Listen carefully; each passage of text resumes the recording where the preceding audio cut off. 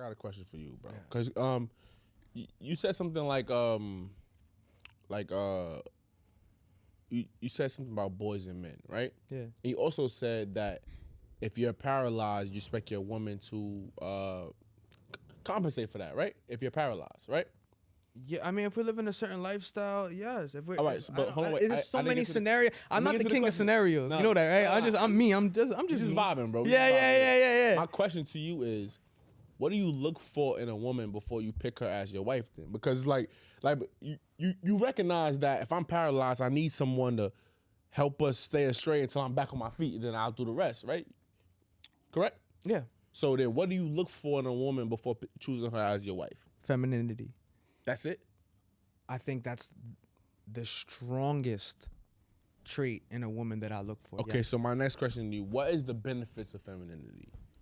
That's my next question then. Well, because if that's your main criteria, what is the benefits of that? What do you get from femininity that helps you thrive or that attracts you to it? Again, I can only speak on my specific situation. So all I'm asking, and the people that I'm around, I believe I am around men of value. You know, just to break down what a man of value is, I'm not too sure if you guys are familiar with the term, but I'm not making this. This is actually real standards. But someone that's producing over 10K, not in debt, has a network, that's recognized, someone that's recognized, like LinkedIn. I could go to LinkedIn and I could see, what you do. You know what I mean? That you're recognized in a corporate environment. You make things happen. And I think that's what the 1%, that's what we strive to be. People that are financially competent, they're in that 1%. So that's what we, someone that's making over 6 figures, right? We want to make over 6 figures, right? At a minimum. At a minimum, we want 100 bands. You take 100 bands to Texas, you up like Chuck. You know what I mean? It's just in Houston, these metropolitans, New York, California, the standards are a little bit higher. But those incomes in the Midwest and stuff like that, it changes. So I think that once you're kind of in that bracket and you kind of have options, I can't really speak on. So the question was, what do you look for? No. The question was, how do you benefit from femininity? Yeah. So what about femininity attracts you to it, and when you receive it, how does it affect you? How does it affect me? I think it just makes my life easier, and what makes me bring up a man of value is because you're constantly producing. When you're producing, when you have a network, when you're traveling, when you're just even have a vision. You could be. I'm a designer. I'm also a designer. I work construction during the day, but I have a vision that I cater to, and being around other creators and just businessmen. I think that we're always constantly trying to figure out we're on our purpose. So when you're on that purpose, I think at the end of the day, you just want some silence. You know what I mean? It's constant travel. It's a lot going on. So someone that could just I would say, just bring you peace. Okay, so I like that answer. I feel you, but honestly, you didn't like that? I'm gonna be honest. I'm gonna be honest with you. Yeah, I've been trying to stay neutral this whole shit. Yeah. I've been letting you talk. I've been letting him talk. I kind of haven't been giving my piece. The only thing I don't like about what you've been saying is you've been saying the same shit. Peace and shut the fuck up. Basically, all you like. I don't personally. This is just my. Yeah. I need a lady for a little bit more than that, than just peace and shut the fuck up. To be fair, I get what he's asking for. He's asking for really traditional values of play the position that you're given in the relationship in which we have, and which I completely understand. Facts. Right? Like, yeah. I get where he's coming from. And the shut the fuck up and Nah, peace. I'm not there. We not. No. We not there. I'm not saying you. No, we not. Like, Yeah. where's my rights, bitch? I'm not saying that. No aggression. No aggression. No aggression. What I mean by the shut the fuck up is when I come in, that sense of silence and calm is what I need to come down off my day.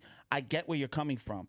At the end of the day, all of us have quite exhaustive days. But when you come to think about like that, it's very man-centric. You're no longer thinking about the woman. I'm just saying, you're primary, and you're thinking of everything else secondary. As a man who wants a relationship that lasts, that you're going to be able to sit there and enjoy the other person, you have to engage. And by engage, I mean, that's a daily thing. That requires another level of work. You leave your job that pays you to put some work into your relationship to make sure that's as strong as it ever is. And sometimes that means, even though I had a long day, I walk in, Mommy, what happened to you today? Like, what was your day like? talk to me. And then even when you bring up femininity, that seems more cultural than it has to do anything with any gender role. Because by your own admission, you're like, white girls, they act a certain way, they do this, that, and the third. And then when you come back to black women, Hispanic included, right? They have a very saucy way of talking. They talk a little rough. Aggressive. Something, you know what I'm saying? Definitely. Now, Not feminine. That's where me and you completely flipped. I need that level of aggression because I'm aggressive. I can't do something onto somebody unless I know that I'm okay with it being done to me.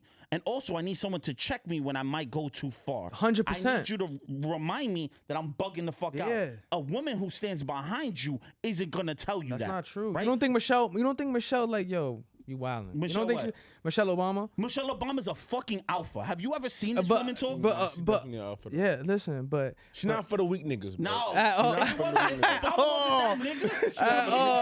shit, I have it. She Yeah, wouldn't yeah, be there. there. I'm just saying if you my lady, Keep it you a know, stat, you know you- how to tame, you know how to do that. I just think that this is a time and I feel like there's so many.